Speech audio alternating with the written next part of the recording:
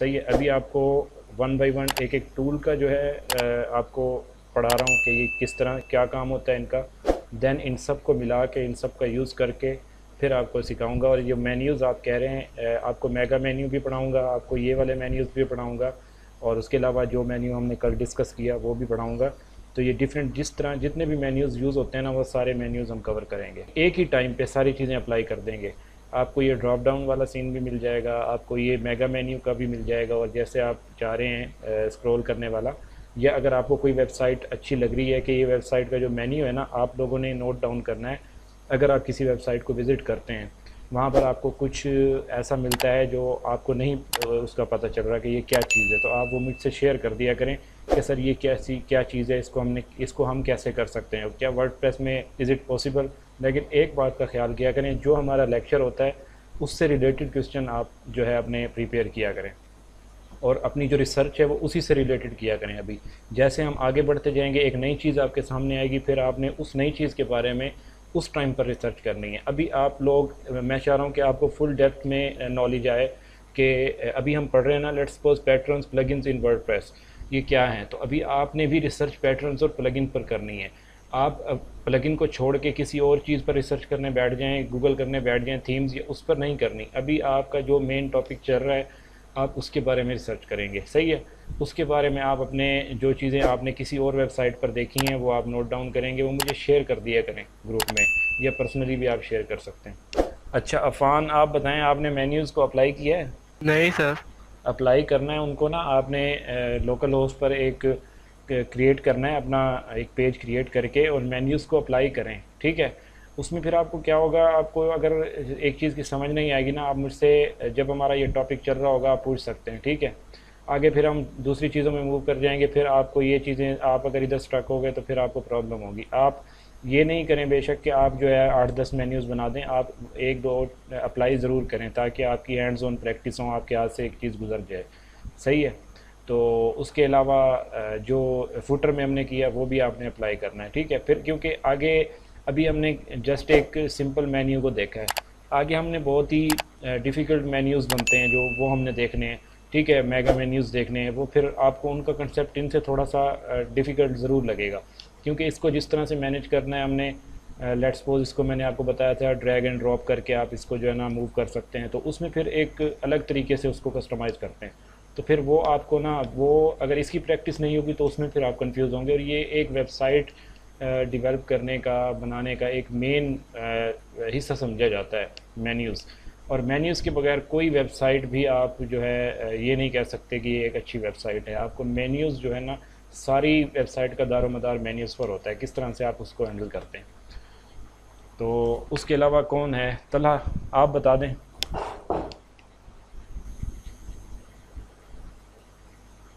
वैसे मैंने अप्लाई किए थे मेन्यूज। हाँ मुझे पता है मेन्यू ड्रॉप डाउन मेन्यू का पता है, जो ऑप्शन आपको ऑन करना होता है नीचे हाँ, आ जाता है। बस इनको साथ साथ अप्लाई करते रहा करें ताकि ना आपको जी सर। उस प्रॉब्लम ना हो, कोई चीज़ रह ना जाए आपके उसमें ना।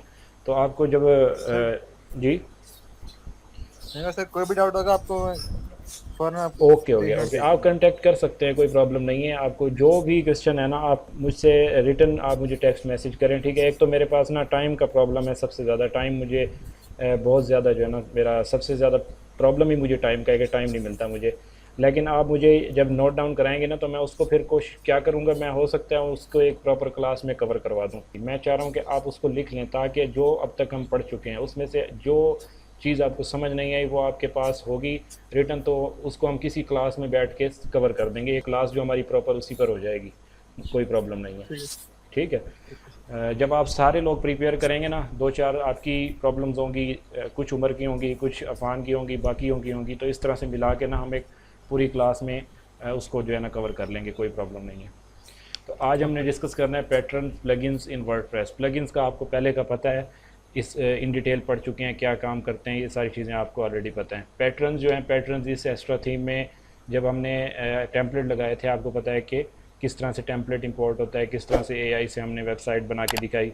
तो पैटर्न्स जो हैं ये भी उसी का एक हिस्सा हैं। और जैसे आपको वर्डप्रेस के जो हमने देखा था, एडिटर एडिटर में जाके जब हमने पेज या पोस्ट क्रिएट कर रहे होते थे तो वहाँ पर हमें एक फ़ीचर मिलता था, एक सेक्शन ऐड करने के लिए एक ऑलरेडी प्री बिल्ड टेम्पलेट मिलता था, उसको हम इंपोर्ट करते थे। तो पैटर्न्स बेसिकली इसी तरह से काम कर रहा होता है, ठीक है।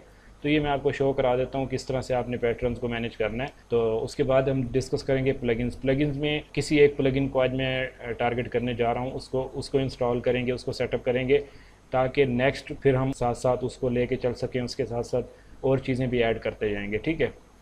मैं इस कोर्स को शुरू से मुश्किल नहीं बनाना चाह रहा, आगे जैसे जैसे हम बढ़ते जाएंगे ये इसमें चीज़ें मुश्किल आती जाएंगी, लेकिन ये है कि अभी आपको बेसिक चीज़ें आप कवर करते जाएंगे, आपको ये आपका एक माइंडसेट बनता जाएगा, देन हम फिर आहिस्ता आहिस्ता से जो टेक्निकल चीज़ें हैं उनमें मूव कर जाएंगे।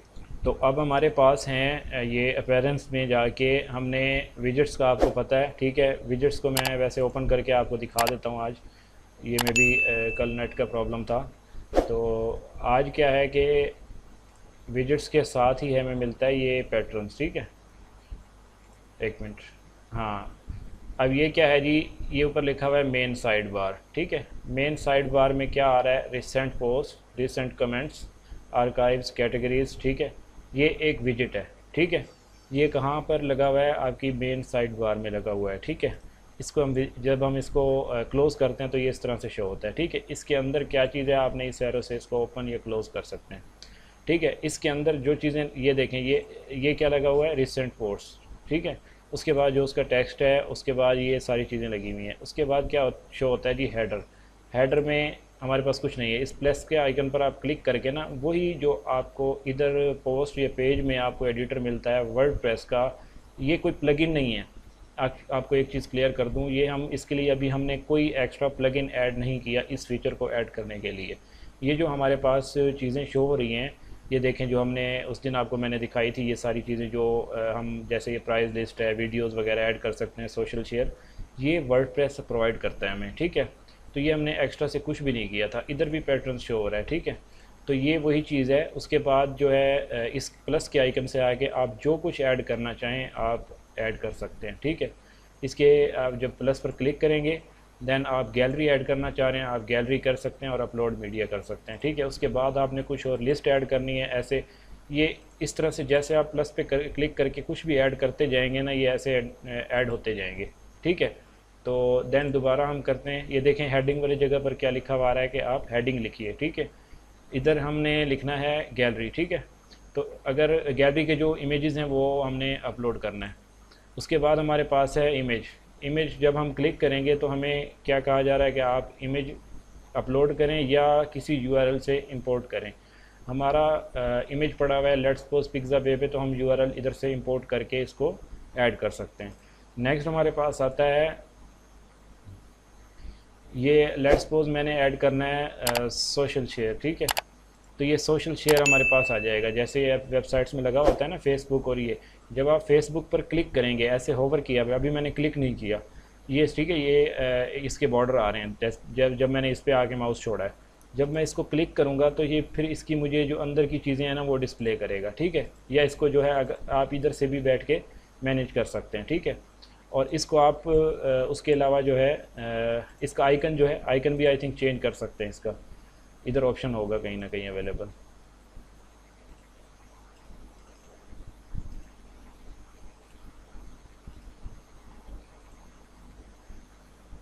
अच्छा, तो ये प्लस हुआ है, ठीक है। जैसे इसको क्लिक करेंगे ऐड सोशल चाइल्ड, ठीक है, इसको क्लिक करें,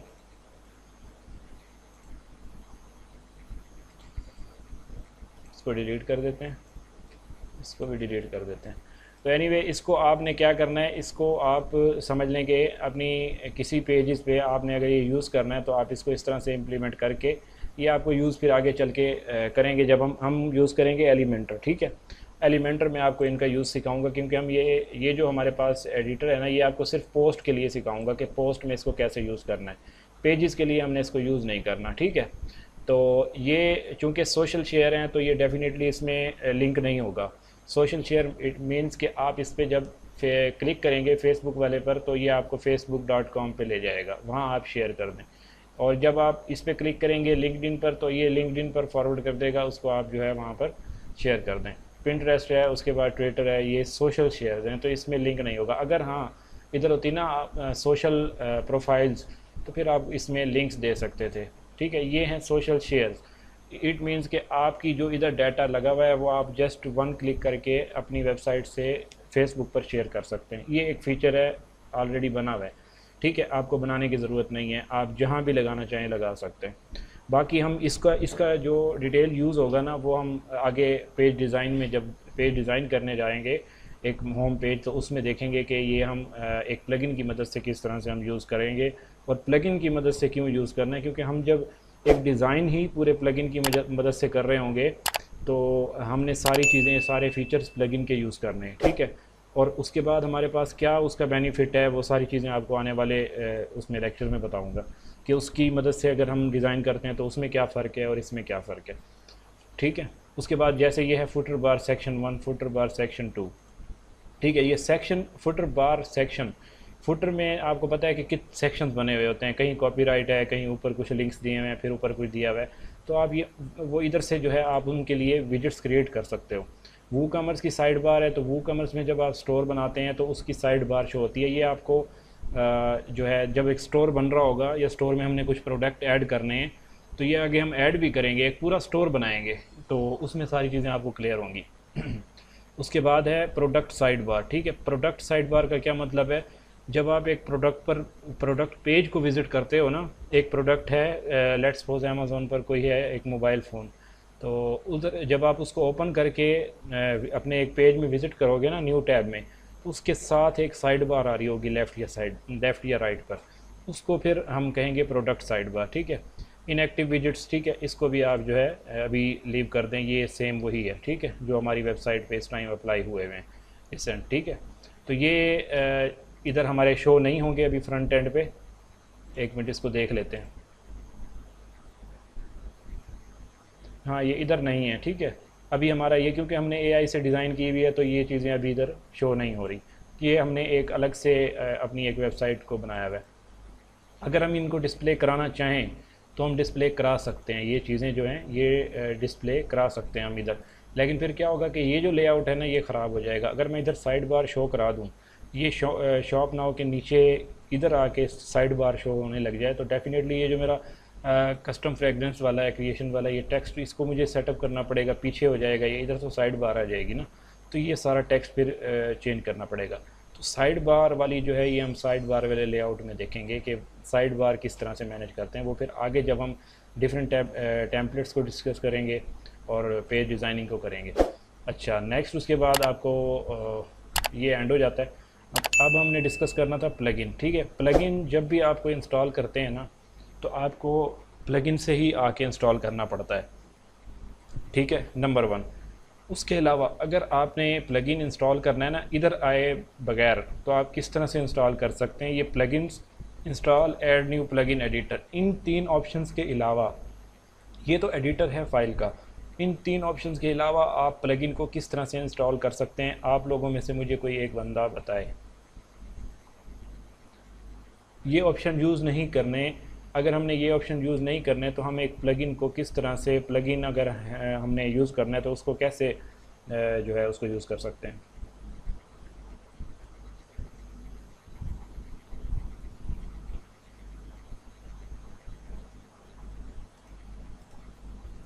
बताएं। पता नहीं। ओके, उमर आपको भी नहीं पता है? हाँ सर। उसमें पता है क्या है, लेट्स सपोज ये बहुत अहम चीज़ है, ये मैंने क्यों आपको कहा है, क्योंकि सम टाइम ऐसा होता है कि आपके पास ना इधर से प्लगइन इंस्टॉल नहीं हो रहा होता, उसकी भी एक रीज़न होती है। वो क्यों नहीं इंस्टॉल, आपने इधर ना क्लिक कर दिया, लेट्स सपोज इसको ना लीव कर देता हूँ मैं।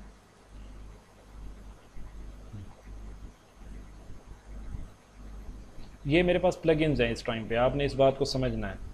मैंने किया ऐड न्यू प्लगइन,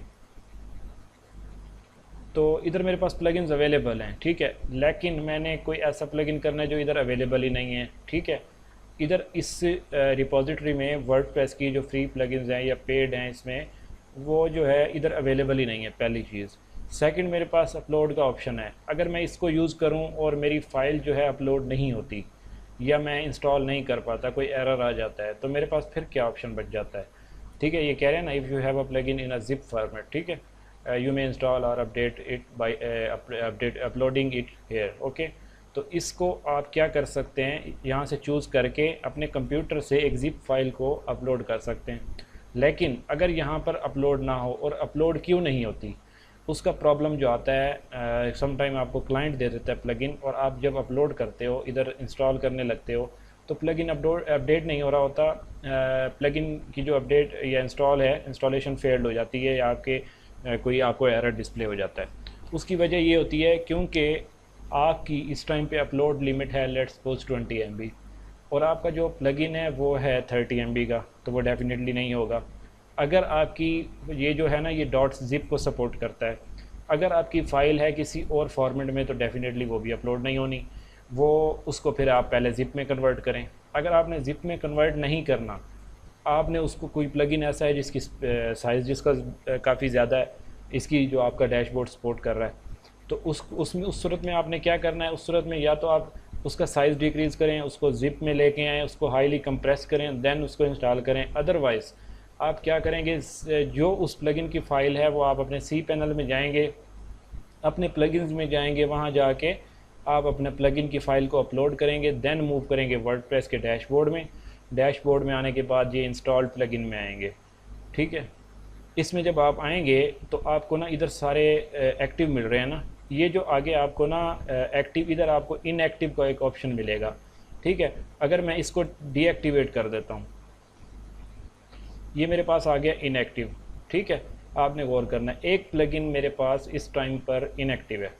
तो ये कौन सा है, लेट्स सपोज ये मैंने अभी अपने क्लाइंट से लिया और ले के मैंने अपने सर्वर पे डाल दिया। ठीक है, सी पैनल में जाके अपने वर्डप्रेस की कोड फाइल्स के साथ वहाँ पर डाल दिया मैंने, तो ये मेरे पास वहाँ से प्लगइन आ गया। मैंने इसको यूज़ नहीं किया, मैं इंस्टॉल प्लगइन पर आकर इसको यूज़ नहीं किया, मैंने डैशबोर्ड को यूज़ नहीं किया, मैंने वहाँ फाइल प्लेस की, उसके बाद मैं आ गया इधर।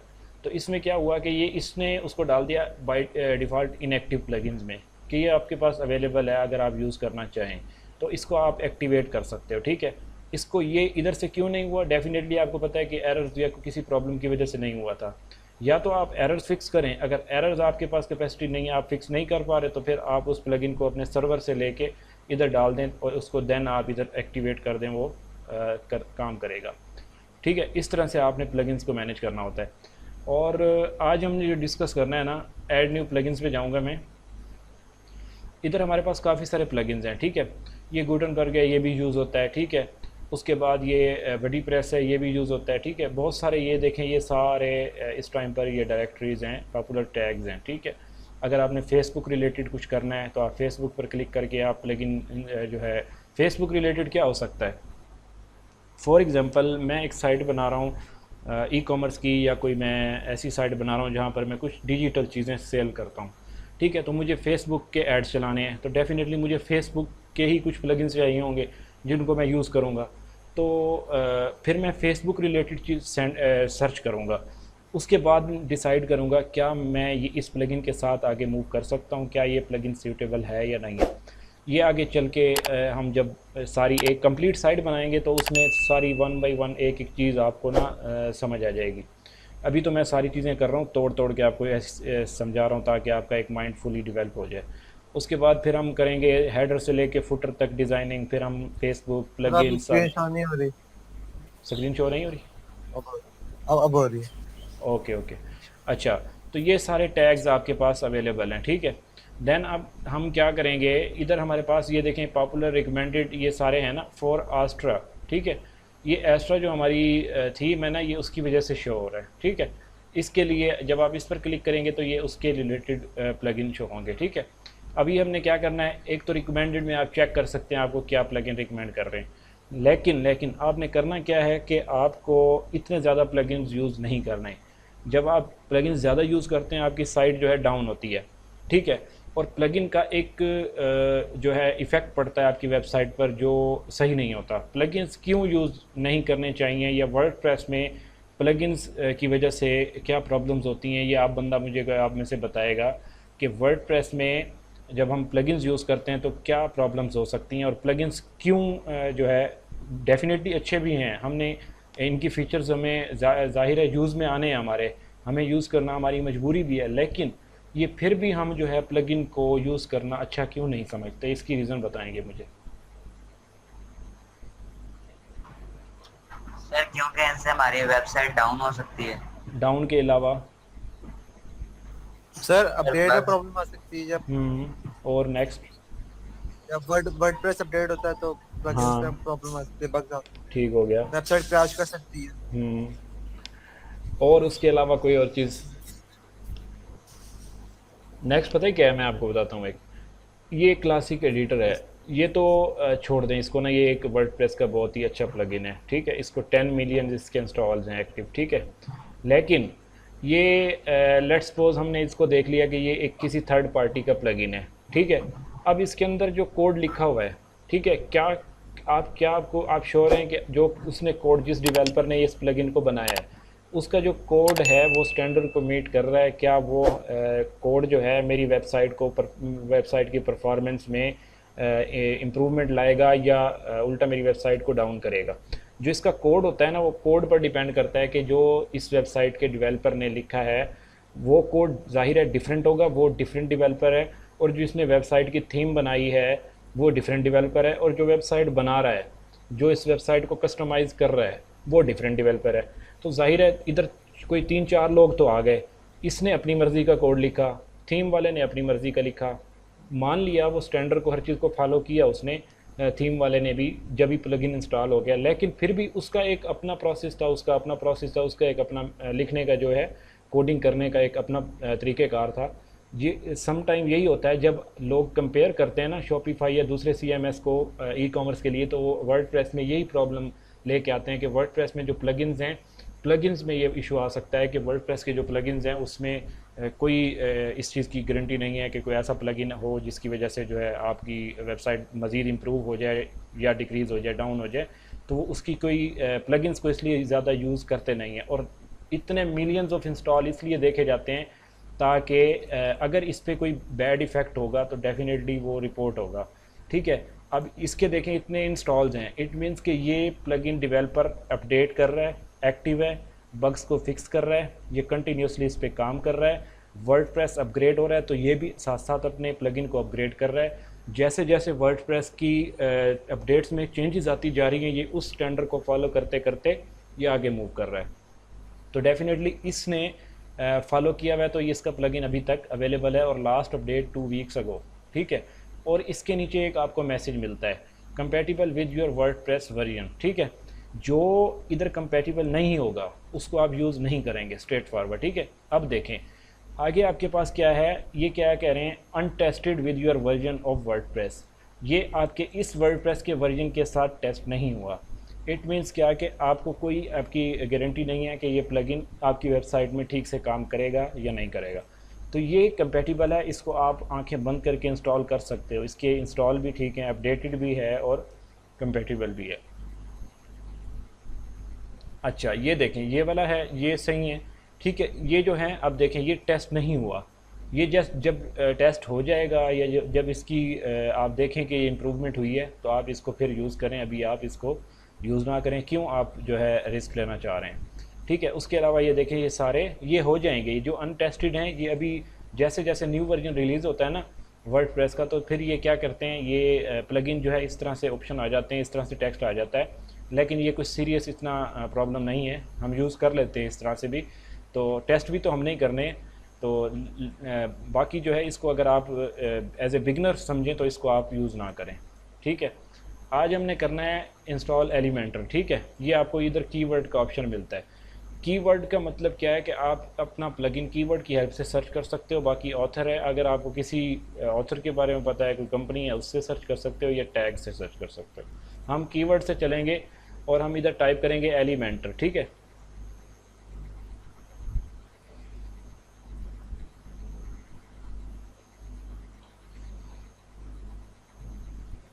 अब मेरे पास ये शो हो रहा है एलिमेंटर वेबसाइट बिल्डर, ठीक है, more than just a page builder, ठीक है। ये क्या है, ये एक पेज बिल्डर है, ठीक है, पेज बिल्डर है और बाय elecmentor.com, ठीक है। ये एलिमेंटर वालों का बनाया हुआ है, ठीक है। ये इस तरह के नाम से अगर आपको कोई और प्लगइन मिल जाता है तो वो डेफिनेटली किसी थर्ड पार्टी या किसी थर्ड बंदे का होगा, ठीक है। कोई पर्सनल आप भी बना सकते हैं, मैं भी बना सकता हूँ, मैं अपने प्लगइन बना के इस रिपॉजिटरी में डाल दूँ तो फिर मुझे डेफिनेटली उस पर कंटिन्यूसली काम करना पड़ेगा, उसको अपडेट करना पड़ेगा, उसकी मज़ीद चीज़ें जो होंगी वो डे बाय डे उसको अपडेट रखना पड़ेगा। तो ये आपकी रिस्पॉन्सिबिलिटी होती है। जब आपके पास एक अच्छा सॉफ्टवेयर हाउस हो, आपके पास टीम हो और सारे आपके जो टीम मेंबर्स हैं उनके पास इतना उनका कैलिपर हो, इतने वो एक्सपर्ट हों कि वो इन चीज़ों को हैंडल करवा लें, देन आप जो है इस तरह की चीज़ों में आ सकते हैं। अच्छा, नेक्स्ट क्या है जी, 10 मिलियन इसके एक्टिव इंस्टॉल्स हैं, एक्टिव इंस्टॉल्स हैं, सही है। इस बात को भी आपने नोट डाउन करना है, एक्टिव इंस्टॉल, ठीक है। और ये कंपैटिबल है आपके वर्डप्रेस के वर्जन से, और ये कब अपडेट हुआ है, 1 डे अगो। अब देखें ये कितने एक्टिव हैं, ठीक है। अब अगर आप इसकी मोर इन्फॉर्मेशन पढ़ना चाहते हैं तो इधर क्लिक करके पढ़ लें, वरना आप इसको इंस्टॉल पे क्लिक कर दें। आप लोग मुझे एक सवाल का जवाब देंगे, वर्डप्रेस डेवलपर और वेब डेवलपर में क्या डिफरेंस होता है, बताएं। What is the difference between WordPress developer and WordPress web developer. Sir web developer जो है वो वर्डप्रेस का यूज करके एक वेबसाइट बनाता है, और वर्डप्रेस डेवलपर जो होता है वो वर्डप्रेस के प्लगइन्स और थीम्स वगैरह बनाता है। नहीं सर वेब डेवलपर कोडिंग का इस्तेमाल भी करता है वेबसाइट बनाने के लिए, जबकि वर्डप्रेस वाला सिर्फ वर्डप्रेस इस्तेमाल करता इसका जवाब है यही वेबसाइट है, बनाने करेक्ट आंसर है। एक वेब डेवलपर वो वेब डेवलपर होता है जिसको आप वर्डप्रेस दे में। दो वो वेबसाइट बना लेता है, जिसको आप कोडिंग के लिए कहो तो वो कोडिंग से भी वेबसाइट बना देता है, आप जैसा भी फ्रेमवर्क दो ना उसे वो वेबसाइट बना देता है, वो वेब डेवलपर होता है। कम फुल स्किल्स होती हैं उसकी। वर्डप्रेस डेवलपर क्या है कि उसकी स्किल्स लिमिटेड हैं जस्ट अराउंड वर्डप्रेस, ठीक है। वो वर्डप्रेस से ही वर्डप्रेस में जितनी चीज़ें अवेलेबल हैं वो उस पर काम कर सकता है। वर्डप्रेस की चाहे आपको वर्डप्रेस में कोडिंग भी आ जाए, लेकिन वो वर्डप्रेस के लेवल की होगी। आपको वर्डप्रेस में एक वेबसाइट बना, चाहे आपको वर्डप्रेस की थीम्स भी बनानी आ जाए, आप वर्डप्रेस डेवलपर बन जाएंगे अगर आप उस कोड को यूज़ करते हुए या उस कोडिंग स्किल्स को यूज़ करते हुए वर्डप्रेस को साइड पे करके कोई और वेबसाइट बना लेते हो, ठीक है। देन आप एक वेब डेवलपर हैं, ठीक है। तो ये इनका डिफरेंस होता है कि वर्डप्रेस डेवलपर जो होता है वो सिंपल वर्डप्रेस में रहता है, उसकी स्किल्स सारी वर्डप्रेस पर फोकस होता है, और जो वेब डेवलपर होता है वो उसको आप किसी भी फ्रेमवर्क में बनवा सकते हो उससे वेबसाइट, ठीक है। तो वेब डेवलपर डेफिनेटली उसमें बहुत सारी हार्ड स्किल्स हैं, ऐसी स्किल्स हैं जो आपको टाइम टेकिंग है, बहुत ज़्यादा टाइम लगेगा, टाइम कंज्यूमिंग है, उसमें आपको काफ़ी सारी चीज़ें सीखनी पड़ती हैं। जो वर्डप्रेस है इसमें आपको यह है कि आप साथ साथ सर्वाइव कर सकते हो, अर्निंग भी कर सकते हो, अपनी स्किल्स को साथ साथ बूस्ट भी कर सकते हो और लर्न भी कर सकते हो। तो जो वेब डेवलपर है उसमें डेफिनेटली फिर आपको पहले टाइम देना पड़ता है चीज़ों को सीखने में, फिर प्रैक्टिस करने में, फिर प्रोजेक्ट्स जो है हैंडल करने पड़ते हैं, काफ़ी टाइम देता है वो। वैसे तो ये वर्डप्रेस डेवलपर भी काफ़ी टाइम लेता है, ये भी एक फुली आप अगर एक एडवांस लेवल पे काम करना चाहते हैं तो ये आपको 2-4 महीने में आप नहीं बन सकते, सही है। ये आपको क्लियर बता रहा हूँ, ये सच है। आप 2 महीने 3 महीने में फुल वर्डप्रेस के डेवलपर नहीं बन सकते, ठीक है। ये है कि आप इन थीम्स प्लगइन्स को यूज़ करके वेबसाइट तो बना सकते हो, ठीक है। लेकिन अगर आपने एडवांस लेवल पे थीम्स की कस्टमाइजेशन, प्लगइन्स की कस्टमाइजेशन, वेबसाइट्स में डिफरेंट किस्म की प्रॉब्लम्स आती हैं, हाई लेवल पे अगर आपने जाना है तो आपको फिर ये टाइम लगेगा। ये डिपेंड करता है आपकी स्किल्स पर, आपके टाइम पर, कि आप कितना टाइम देते हैं, और डिपेंड करता है कि आप किस तरह के टीम में प्रैक्टिस कर रहे हैं, किस तरह के लोग आपको सिखा रहे हैं, किस तरह के प्रोजेक्ट आपको दे रहे हैं, और डिपेंड करता है कि आप उसका कितना रिटर्न क्या कर रहे हैं, कि आप उसमें कितना जो है अपनी हार्ड वर्क कर रहे हैं, उसको सीख रहे हैं। तो ये डिपेंड करता है इस चीज़ पर। तो एनीवे इसको हम करते हैं एक्टिवेट।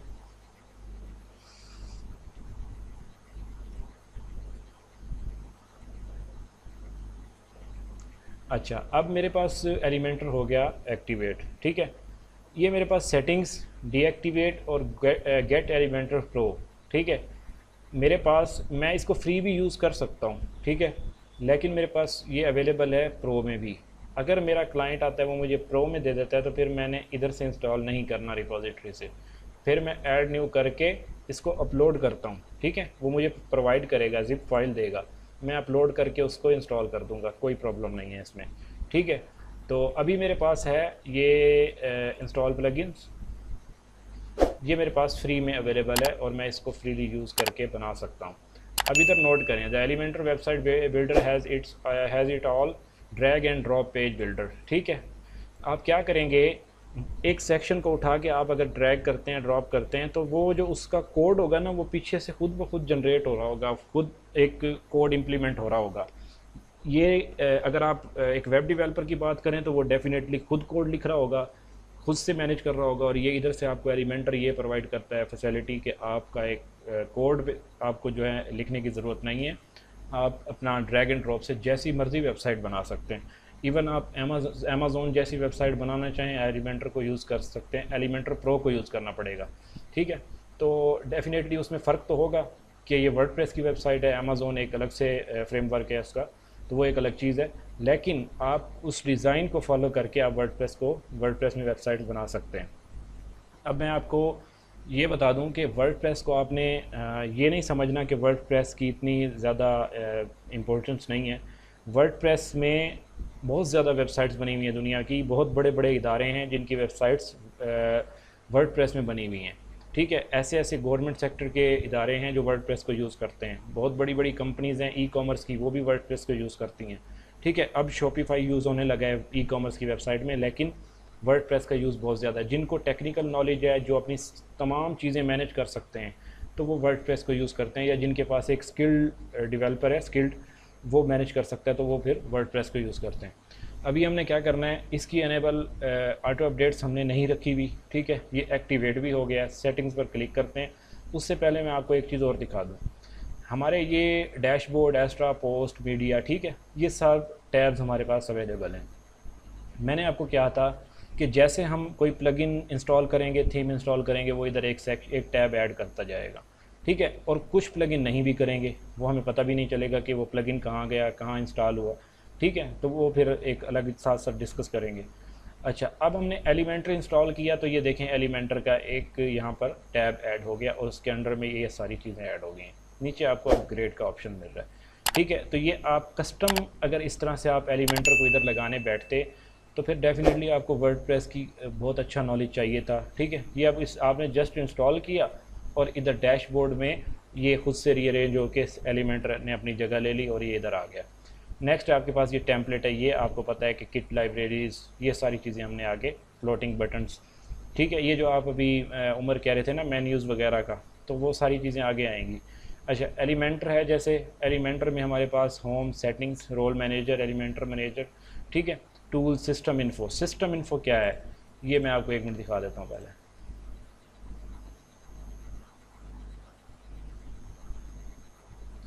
अच्छा, ये वही इन्फो है जो आपकी इधर सेटिंग्स से आ रही थी। ठीक है, लेकिन ये इधर देखना क्यों ज़रूरी होता है, क्योंकि आपका जो एलिमेंटर है ना, सम टाइम पे आपके सर्वर में प्रॉब्लम होने की वजह से वो सपोर्ट नहीं कर रहा होता। आपके क्लाइंट्स 100 किस्म की प्रॉब्लम आ सकती है, वो कह सकते हैं कि मेरे पास जो है मेरा प्लगइन है वर्डप्रेस का, एलिमेंटर ये यूज़ नहीं हो रहा, तो वो डेफिनेटली वो समझते हैं प्लगइन में फ़ॉल्ट है। जब आप प्लगइन के ऑनर से, डेवलपर से कॉन्टैक्ट करते हैं elementor.com वालों से, तो वो कहते हैं हमारा तो प्लगइन में कोई फ़ॉल्ट नहीं है। आप अपनी वेबसाइट में देखते हैं आपका जो वर्जन है वो भी अपडेटेड है, हर चीज़ तो ठीक है, लेकिन प्रॉब्लम कहाँ है, प्रॉब्लम आ जाती है आपके सर्वर पर। ठीक है, ये जैसे PHP मैक्स, ठीक है, ये देखें, PHP मेमोरी लिमिट देखें, PHP वर्जन देखें, MySQL वर्जन देखें। ठीक है, ये सारी चीज़ें इस टाइम पर आपकी अवेलेबल हैं। ठीक है, ये इस टाइम पर आपके सर्वर पर इम्प्लीमेंट की हुई हैं, ये आपका सर्वर है, सर्वर की आपकी ये पूरी कॉन्फ़िगरेशन शो हो रही है। एलिमेंटर लाइब्रेरी, ठीक है, ये क्या कह रहा है, एलिमेंटर लाइब्रेरी कनेक्टेड। ठीक है, ये और राइट परमिशंस ऑल राइट। ठीक है, मतलब क्या है कि आपका जो फोल्डर्स है ना, इसकी जो परमिशंस है, अगर ये डिसेबल होती, अगर ये इनेबल ना होती, तो आपका ये एलिमेंटर काम ना करता, क्योंकि आपका सर्वर परमिशन ही नहीं दे रहा ना। तो जिप इंस्टॉल्ड यस, ठीक है, GD installed yes, PHP max post size 1024 MB। ठीक है, तो ये चीज़ें इधर हैं। वर्जन क्या है, वर्डप्रेस की इन्वायरमेंट का वर्जन है। ठीक है, ये सारी चीज़ें आप यहाँ से देख सकते हैं। कोई जैसे आप देखें ये एक्टिव प्लगइन्स, ये प्लगइन्स हैं, और एलिमेंटर का ये वर्जन है बाई elementor.com। ठीक है, उसके बाद क्या है, चेकआउट प्लगइन हमारा है, और ये इसका जो ऑथर है ये है। ठीक है, लाइट स्पीड कैशे, ये हमारा एक प्लगइन है। ये जो है लाइट स्पीड टेक्नोलॉजीज़ ने इसको डेवलप किया हुआ है। तो वर्डप्रेस बाय ऑटोमेटिक ये क्या है? ये जो ऑटोमेटिक है ना, ये बेसिकली पहले वर्डप्रेस को ऑन करती थी, wordpress.com को भी। अब तो वर्डप्रेस की एक प्रॉपर फाउंडेशन है जो वर्डप्रेस को ओपन सोर्स हुआ है जब से wordpress.org, ठीक है। तो ये इसको वर्डप्रेस फाउंडेशन ये एक अलग है, और जो wordpress.com है वो जो है बाय ऑटोमेटिक, ठीक है। wordpress.com जो इस टाइम पे जो इसको मैनेज कर रही है वो ये ऑटोमेटिक है, ठीक है। इसके अंडर में WooCommerce और wordpress.com दोनों उसके पास हैं। अच्छा, नेक्स्ट आपके पास ये क्या है? एलिमेंटर एक्सपेरिमेंट्स, ठीक है। Active by default improved CSS loading. CSS loading जो है ये एक्टिव है। अगर ये इनएक्टिव होती डेफिनेटली आपकी जो साइट है उसमें प्रॉब्लम होनी थी। इनलाइन फ़ॉन्ट आइकन्स, ठीक है, ये जितने भी फीचर्स हैं, ठीक है, एलिमेंटर में ये सब इस टाइम पे एक्टिव हैं, लेकिन ये पेज पैनल ये इनएक्टिव है, ठीक है। इसकी ज़्यादा ज़रूरत अभी नहीं है। नेस्टेड एलिमेंट्स, नेस्टेड का मतलब क्या होता है? कोई बंदा मुझे बताए।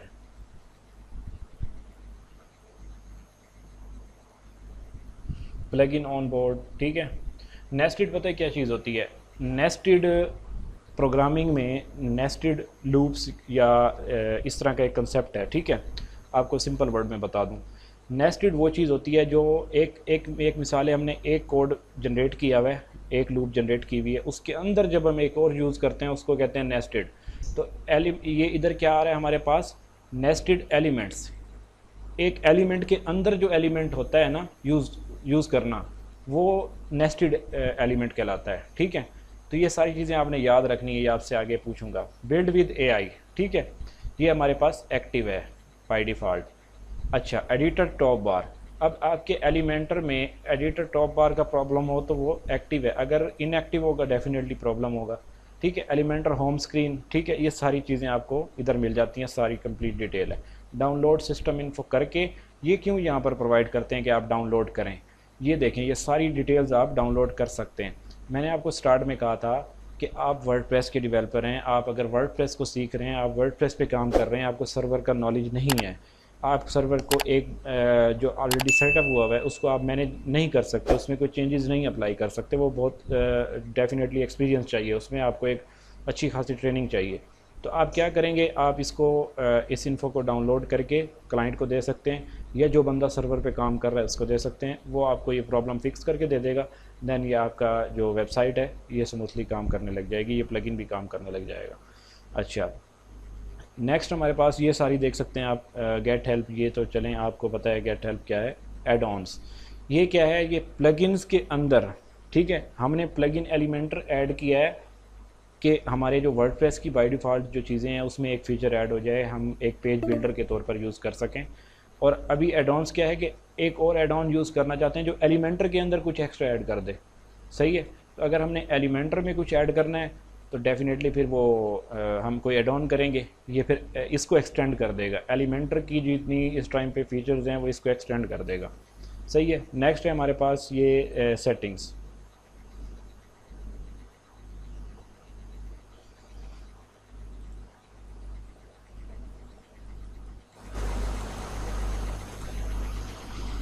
अच्छा, इधर आपको मिल जाता है जनरल, ठीक है। इसमें आपको post, pages, floating buttons, product, ये अनचेक मिलते हैं, इनको आप चेक कर सकते हैं और ये हम कर देते हैं, ठीक है। बाकी आपको ये चीज़ें बाय डिफ़ॉल्ट ये चेक नहीं की हुई, ठीक है, इनको आप छोड़ दें बेशक, ठीक है। चेक बॉक्स इनको आपने 1 बाय 1 देख लेना है, ठीक है। तो ये आपने देख लेना है, आपने सिर्फ प्रोसेस फॉलो करना है कि मैं आपको किस तरह से ये चीज़ पढ़ा रहा हूँ, ठीक है। अगर मेरा जो स्टाइल है ना, मैं एक चीज़ को देखता हूँ ना, जैसे ये कह रहा है डिसेबल डिफ़ॉल्ट कलर्स, मैं ऐसे ऊपर से नहीं देखता, मैं इसको फुल डिटेल में देखता हूँ, ठीक है। आगे इसके फीडबैक, जो इसकी टेक्स्ट है, जो इसके बारे में लिखा हुआ है वो भी पढ़ता हूँ मैं, ठीक है। मैं तो एक एक चीज़ को 1 बाय 1 करके उसको डिफरेंट पार्ट्स में पढ़ता हूँ, ठीक है। तो आप लोगों ने इसको कुछ भी स्किप नहीं करना, ठीक है। और अगर फाइनल कोर्स हमारा कंप्लीट हुआ उसके बाद फिर आपके अंदर से कुछ चीज़ें मिस हुई तो फिर ये अच्छी बात नहीं होगी। आप लोगों ने एक एक चीज़ को 1 बाय 1 पढ़ना है, ठीक है। मुझे पता लगे कि आप कोर्स कंप्लीट करने के बाद आपको किसी भी जगह पर बिठाया जाए तो आप एक एज ए बिगनर, एक फ्रेश डेवलपर के तौर पे वर्डप्रेस पे वेबसाइट बनाने के लिए आपको किसी भी जगह पे मैं आपको कम्युनिकेशन करवाऊँ तो आप उसका आंसर कर सकें। ठीक है, आपको उन चीज़ों का पता हो, वो चीज़ें आप यूज़ कर सकें, किसी की कोई प्रॉब्लम है आप उसको बता सकें आपकी वेबसाइट में ये प्रॉब्लम है। एक वेबसाइट को इंस्पेक्ट करना, उसके अंदर से प्रॉब्लम्स को देखना, आपको पता लगना चाहिए कि इसमें क्या प्रॉब्लम है, क्या चेंजेस अप्लाई कर सकते हैं। आपको सोल्यूशन देना आना चाहिए कि मैं इसकी, मेरे पास सर ये पॉसिबल सोल्यूशंस हैं, आप ये अप्लाई करें, ये फ़िक्स हो जाएगी। ठीक है, एक सोल्यूशन काम नहीं कर रहा, आप मुझे दूसरा सोल्यूशन दें, थर्ड दें, फोर्थ दें, इस तरह से आप मुझे सोल्यूशन देने के काबिल हों। ठीक है, जब आप मेरी बातों को गौर से सुनेंगे, समझेंगे, इनको पढ़ेंगे, चीज़ों को, हर चीज़ लिखी हुई है, कुछ छुपा हुआ नहीं है, हर चीज़ आपके सामने है, देन आप इस काबिल हो जाएंगे कि एक एक क्वेरी जो है उसको आंसर कर सकें, उसके सोल्यूशन फाइंड कर सकें। आपको सोल्यूशन अप्लाई करना, उसको बेसिकली आप प्रॉब्लम सॉल्विंग आपको आनी चाहिए, आप प्रॉब्लम को सॉल्व करना जानते हो। ठीक है, अच्छा नेक्स्ट है इंटीग्रेशंस। इंटीग्रेशन में क्या कह रहा है, एपीआई कीज़। ठीक है, ये अगर हमने यूज़ करना है मैप्स, गूगल मैप कुछ वेबसाइट्स पे यूज़ किया हुआ होता है। ठीक है, तो मैप को यूज़ करना है तो हमें एक एपीआई की चाहिए होती है। क्या कह रहा है, Google maps embed API is a free service by Google. ठीक है, ये आपने पढ़ना है। अब आपसे कोई पूछता गूगल मैप्स की एपीआई, तो आप कहेंगे, वो आपसे पूछ लेता कि फ्री है या पेड है, तो आप तो डेफिनेटली कहते मुझे नहीं पता। जब आप इसको पढ़ेंगे तो आपको पता लग जाएगा कि अच्छा ये Google maps embed API is a free service by Google. ठीक है, तो ये जो है ये आपको पढ़नी चाहिए। ये जो इन्फॉर्मेशन इधर दी होती है, ये आपको अगर ज़रूरत ना होती तो उनको लिखने की ज़रूरत नहीं थी यहाँ पर। इसकी कुछ ना कुछ ज़रूरत है ना, अगर उन्होंने मेहनत की है यहाँ पर लिखने के लिए तो आपको पढ़ना चाहिए। ठीक है, तो ये एपीआई की आप जनरेट करेंगे यूजिंग एपीआई की दिस पेज। ठीक है, इस पेज पर जाके आप अपनी एपीआई की जनरेट करेंगे, एक अकाउंट क्रिएट करेंगे। अब आपको मैं एक चीज़ और बता दूं, अब होना क्या है कि ये ऑफिशियल पेज है, ठीक है, गूगल मैप्स प्लेटफॉर्म का। इधर से ये तो डेफिनेटली आपको यूज़ करना आना चाहिए, मैं थोड़ा बहुत आपको इसके बारे में बता दूंगा। इधर क्लाउड सर्वर वगैरह भी मैनेज होते हैं गूगल के, ये बहुत ही, इसमें बहुत ज़्यादा चीज़ें हैं इसमें। अच्छा नेक्स्ट क्या है जी, अगर हमें ये चाहिए, ये लिखा हुआ क्या है कि आपका जो एपीआई है वो फ्री है। ठीक है, लेकिन मैं ये कहता हूँ कि ये फ्री नहीं है। ठीक है, तो मैं क्यों कह रहा हूँ कि ये फ्री नहीं है, आप ये मुझे बताएं कि ये लिखा हुआ भी है, तो इसकी आप मुझे कंफर्मेशन दें।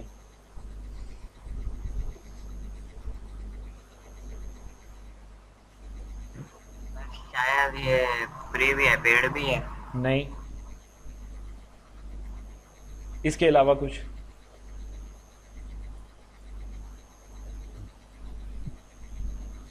अच्छा मैं बताता हूँ, हम हैं पाकिस्तान के लोग। ठीक है, पाकिस्तान में $1 कितने का है आप सबको पता है। ठीक है, और जो $1 है ना, जितनी उसकी प्राइस है ना, ये अच्छी खासी प्राइस है। ठीक है, जब आप गूगल मैप्स पर जाके अकाउंट क्रिएट करते हो ना, मान लिया इसकी फ़ीस नहीं है, ये आपको फ्री प्रोवाइड कर रहे हैं एक सर्विस, लेकिन जब आप इसको वेरीफाई करने लगते हो ना, तो आपको कहता है, आपको कहा जाता है कि आप अपना एक कार्ड जो है ना, अपने इस कंसोल के साथ, गूगल का जो कंसोल होगा ना इधर, उसके साथ आप अपना एटीएम कार्ड जो है अपने बैंक का वो अटैच करें, उसकी जो पेमेंट इंटरनेट सेशन है वो ऑन करें, देन आपके अकाउंट से $1 तकरीबन अप्रॉक्सीमेटली $1 डिडक्ट होता है। ठीक है, वो सिर्फ वेरिफिकेशन के लिए चेक करते हैं कि क्या ये बंदा फ़िज़िकली वाकई जो है एक यूज़र है, या ऐसे ही कोई, जैसे आपको पता है आजकल टेक्नोलॉजी इतनी ज़्यादा है तो रोबोट्स वगैरह भी बड़ी चीज़ें हो जाती हैं, तो ये आपको एक फ़िज़िकली आपका एड्रेस और आपकी जो पेमेंट इन्फॉर्मेशन है उसको वेरीफाई करने के लिए ये लोग इसको यूज़ करते हैं। ठीक है, सिर्फ वेरिफिकेशन के लिए। देन फिर उसके अंदर कुछ पेड सर्विसेज भी हैं, वो फिर बात कहीं और निकल जाएगी, तो वो फिर आपको बाद में कभी डिस्कस करेंगे जब वेबसाइट कोई और दिखाऊंगा आपको, इधर एक प्रोफेशनल वेबसाइट बना के जब। अच्छा देन है जी एडवांस। एडवांस में क्या कह रहा है, स्विच एडिटर लोडर मेथड। ठीक है, ये हमारे पास डिसेबल है। अच्छा, ये बाय डिफ़ॉल्ट जो सेटिंग्स होती हैं, तो क्या इनको हमें चेंज करना चाहिए या हमें ऐसे काम करना चाहिए, कोई एक बंदा बताए मुझे।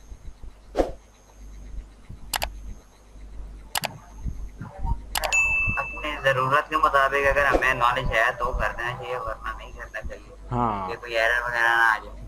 अगर ज़रूरत है चेंज करें, अगर नहीं है ना करें। लेकिन इसमें इस चीज़ का बेनिफिट है कि ये जो एडवांस इसकी जो सेटिंग्स हुई हुई है ना, इट मीन्स कि जो बाय डिफ़ॉल्ट हुई हुई हैं, ये सेटिंग्स टेस्ट करके हुई हुई हैं। जो चीज़ें यूज़ होने वाली हैं वो सब ऑलरेडी सेटिंग हुई हुई है। इसको डिसेबल रखा हुआ है तो ठीक से इसको रखा हुआ है, इसके बगैर आप काम कर सकते हैं। ठीक है, इसको इनेबल किया हुआ है, इसको भी डिसेबल किया हुआ है, तो ये भी आप कर सकते हैं। ठीक है, तो अगर आपकी नीड है, ये सारी इसके बारे में लिखा हुआ है, अगर आपकी नीड है देन आप इसको इनेबल करें और मूव करें आगे। अच्छा, गूगल फॉन्ट्स है, ये इनेबल्ड हैं, ठीक है, डेफिनेटली गूगल फॉन्ट यूज़ करते हैं तो उसको इनेबल रखा हुआ है। अच्छा, गूगल फॉन्ट लोड, ठीक है, ये भी इसको उन्होंने स्वैप किया हुआ है, ठीक है। फॉल बैक, ऑप्शनल ब्लॉकिंग, ये आगे दिखाऊंगा आपको गूगल फॉन्ट्स भी किस तरह से हम यूज़ करते हैं। 1 मिनट।